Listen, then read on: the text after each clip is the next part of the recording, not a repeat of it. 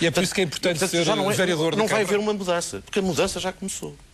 E começou exatamente... Com estas eleições intercalares? Não, e começou com estes 2 anos de atuação muito firme, com grande firmeza, para o futuro. Eu vou-lhe dar outro exemplo, que tem que haver também muita firmeza. As relações da Câmara, por exemplo, com o Poder Central, têm que ser muito firmes. E temos assim logo à partida, 4 coisas que têm que ser... O próximo Presidente da Câmara tem que ser muito firme. Mas acha que António Costa vai ser melhor Presidente de Câmara do que era Ministro? Bom, eu acho que o Bloco de Esquerda tem sido muito crítico relativamente a este governo. O que é que o leva a pensar que poderá ser melhor? O que eu quero é que Ou se acha que é? O que eu quero é que o candidato António Costa deixe de ser Ministro e se candidate como Presidente da Câmara. E para isso tem que defender os interesses de Lisboa e do Lisboeta. Tem que deixar de ser Ministro. Acredita que António Costa pode fazer isso facilmente? Mas tem que deixar de ser Ministro. E, portanto, eu vou-lhe apontar 4... Deixar de ser Ministro, teoricamente, já deixou. Mas também já... Mas tu estás a perceber. Também já lançou algumas críticas ele não pode ser o embaixador da bota na Câmara. Não pode ser o embaixador da bota.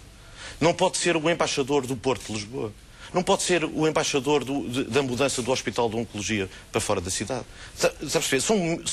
Não pode ser um embaixador. Uma coisa que eu defendo, também já aprovei na Câmara, também por unanimidade. Não há o direito que os imóveis do Estado não paguem em mim, e há uma receita na crise financeira da Câmara que podia vir para a cidade. E não há o direito que isso faça, porque que isso aconteça, porque as infraestruturas são todas da Câmara. E, portanto, aqui o Presidente da Câmara tem que ser o Presidente da Câmara. 15 dias atrás ainda tinha hasta o pluro das autarquias. Mas por isso mesmo é que nós temos que ouvir muito bem e temos que confrontar o agora candidato António Costa sobre estas medidas, porque é muito importante que o Presidente da Câmara seja muito firme nestes combates. São combates importantes que têm a ver também com a situação financeira da Câmara. Mas pode-se deduzir do seu discurso uma grande abertura para um acordo pós-eleitoral? Não, eu tenho uma grande abertura para acordos, desde que se assentem em 2 coisas. Uma, transparência, e outra, em bases programáticas. Quer dizer, os acordos não podem ser por princípios. Vamos a casos concretos. É evidente que todos... E no caso concreto da OTA, frontalmente contra? Olha, eu há 2 anos, se lerem o meu programa, eu já defendia esta discussão que estamos a ter na OTA, eu já a queria ter tido há 2 anos.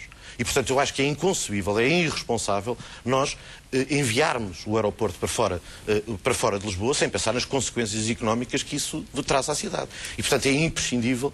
Portanto, eu não mudei de posição. Eu há 2 anos no meu programa dizia exatamente isso. Ou seja, há uma pergunta que se tem que fazer. Nós devemos ter um aeroporto em Lisboa ou não devemos ter um aeroporto em Lisboa? Independentemente seja OTA, seja Feirão, seja onde for. Eu acho que Lisboa precisa ter um aeroporto.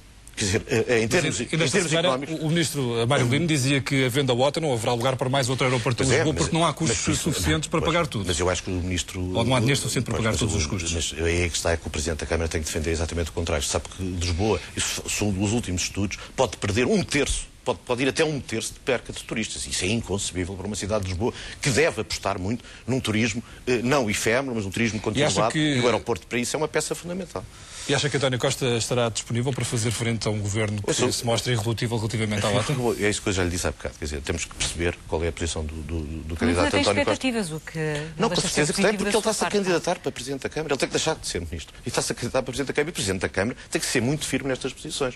Depois, para além, é evidente, das prioridades que Lisboa obriga qualquer candidato a ter soluções para coisas prioritárias, que eu, se quiserem, posso dizer. Como é que é possível esta Câmara ter chegado a este ponto? A situação financeira assustadora, 12 mil funcionários, mais de 2 mil assessores. Como é que é possível isto? Não se sente também de alguma forma responsabilizado, apesar do seu papel que denunciou várias situações? Como é que é possível chegar a este ponto? Bom, é a grande questão. De facto, aí há responsáveis, não é? E, portanto, por isso é que também houve estas eleições intercalares. Há responsáveis, foi o antigo Presidente... Os 12 mil funcionários não apareceram agora nestes últimos 2 anos. Mas sabe que houve um acréscimo de funcionários, havia uma tendência descendente, e nos últimos 3 anos houve uma tendência, mesmo para o quadro, ascendente, para além das contratações externas. Mas a crise financeira da Câmara, que é uma das prioridades, para além da cidade abandonada que nós temos agora, é a crise financeira. Posso começar pela crise financeira. Em relação à crise financeira, eu acho que há 3 medidas que são prioritárias de tomar de imediato. Uma é o combate ao desperdício. E aí há três medidas urgentes. Uma, reestruturação das empresas municipais, extinguindo umas, fundindo outras. Experimentos? Não. Reestruturar, no fundo, é ganhar sinergias. Outra é não acreditar ou combater a duplicação de serviços. Há serviços que fazem as mesmas tarefas. E, portanto, e depois, outra, reduzir drasticamente a contratação externa. Depois, ao nível da receita, é aquilo que eu disse há pouco, exigir que os edifícios do Estado pagam IMI, porque, no fundo, aproveitam-se das estradas, dos gotes da cidade. E depois, também é preciso haver dinamismo em relação aos trabalhadores da Câmara, haver dinamismo na Câmara. Os processos de licenciamento, por exemplo, no último ano entraram 6.000 e foram aprovadas 2.000. Isso vai ter influências nas receitas, porque se fossem aprovadas os 6.000, ou se houvesse agilidade nos procedimentos, nós tínhamos mais IMI, mais receita e mais motivação dos próprios trabalhadores. Portanto, é muito importante também percebermos que o bom governo da Câmara também passa por isto. Eu dou-lhe um exemplo. Passa por exigir uma boa dinâmica aos próprios trabalhadores da Câmara. Eu penso que todos os candidatos mas eu vou dar um exemplo muito que eu costumo dizer e que para mim é muito importante. Eu, por exemplo, um comerciante quer abrir uma esplanada e demora anos até ter uma licença da esplanada. Eu fazia exatamente o contrário. Eu ia ter com o comerciante e pedia-lhe para abrir uma esplanada. Percebe? O dinamismo tem que começar na própria administração da Câmara. E, portanto, eu quase que pedia para abrir uma esplanada. Esse dinamismo da rua é fundamental. Pois é simples. Que é difícil acreditar, porque é que até agora ninguém se lembrou disso. Pois é, se fosse assim tão fácil. É muito importante as pessoas conhecerem muito bem a cidade, conhecerem muito bem os dossiês, conhecerem muito bem a máquina da Câmara.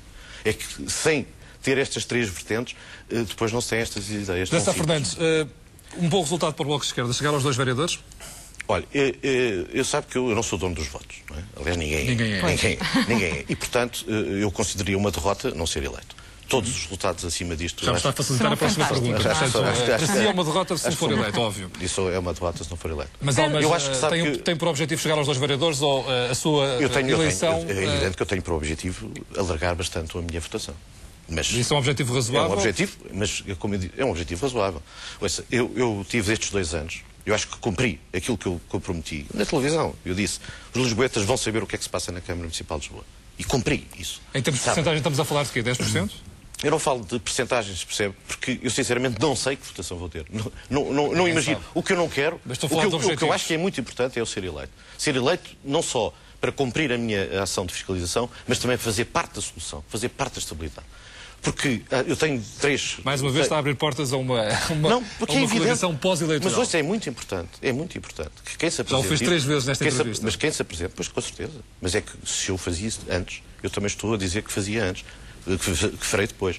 Mas porque é importante haver estabilidade na Câmara. Mas não uma estabilidade de chantagem, em que mandamos da maioria absoluta. Não. Uma verdadeira convergência de interesses. Ninguém é dono da cidade. A cidade é dos lisboetas. O que os lisboetas votarem, portanto, não se pode fazer essa chantagem. O que os lisboetas votarem é nesse quadro que se deve tentar as convergências. Eu tentei fazer. José Sá Fernandes, vou-lhe pedir que, num minuto, apresente 3 propostas que acha essenciais como candidato à Câmara de Lisboa. Olha, há uma coisa que é fundamental e quem quiser perceber Lisboa tem que perceber isto. A cidade está abandonada. Em 1980 tinha 800.000 habitantes. Se isto continuar nesta tendência, aqui nada temos metade. 400.000 habitantes. E, portanto, há uma prioridade absoluta, que é reabilitar a cidade, interligá-la com a estrutura ecológica do Gonçalo Ribeiro Teles, para darmos melhor qualidade de vida e depois dar um bom dinamismo, aquele exemplo das esplanadas, um bom dinamismo aos serviços. Sem esquecer, obviamente, aquilo que eu disse, que isto tem a ver também com as receitas e com as despesas da Câmara. E já lhe dei 3 exemplos para combater a prioridade do combate financeiro à Câmara. E o minuto está a passar. José Sá Fernandes, obrigado por ter vindo ao Jornal Nacional. Boa noite. Obrigada.